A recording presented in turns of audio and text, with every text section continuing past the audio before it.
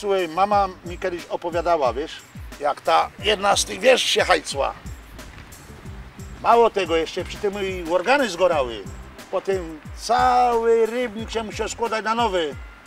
A mnie zaś mój opa godał, że jak przed wojną w rybniku na Banchowie 3 czy 4 wagony z dynamitem rozsadziło, to aż mury na bazylice pościelały, a se wejrzy kaj bazylika, kaj moż Banchów.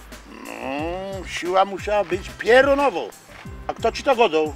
No mój opa, Co za opa? a nie wiesz, kto to jest opa? Ach, opa, opa to masz ośrodek pomiarów i automatyki. Na Rymerze, kole gruby to tam nie, oni tam pomiary robią. Hanys, chyba mnie ze śmiechu rozerwie. Wiesz, kto to jest opa? Opa to jest dziadek. Do mnie dziadek to jest Stazik. A Stazik to braci Bożu godają. A u mnie w domu zawsze opa godali. Zaczynamy się wadzić, skulić jak to się nazywa, czy opa, czy Stazik. Wyciąg tam i no po jednym się polejemy. Wyciągaj tam Jarka, kikniemy se po jednym. Nareszcie tam coś mądrego spadło. Chodź, chodź. O, to zdrowie naszego nowego kościoła. Dej ci też poleja, co mnie będę pił. Dawaj mi to sam. Dość masz? O Ziureczku. A zdrowi naszego Antoniczka, co by jak najdłużej stał. Ci powiem, ty nasz kościół też nie jedne widział i nie jedne przeżył, wiesz.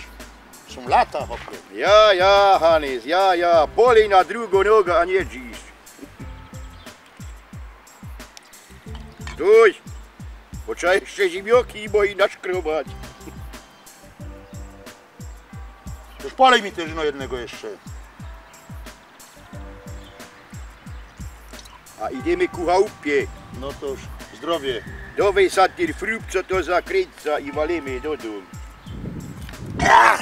Ale dobro ta nasza gorzałka rybnicka. Bo to jest rybnicko gorzołka, hopie, ani zapijać nie trzeba. Nie trzeba, a słodko No, jak jak miód. To chodź, idziemy ku chałupie. Idziemy, chowimy to. To musimy, bo nas opie policaje jeszcze sztopną, to nas pozawierają. Ale dobre to było, wiesz, dobre.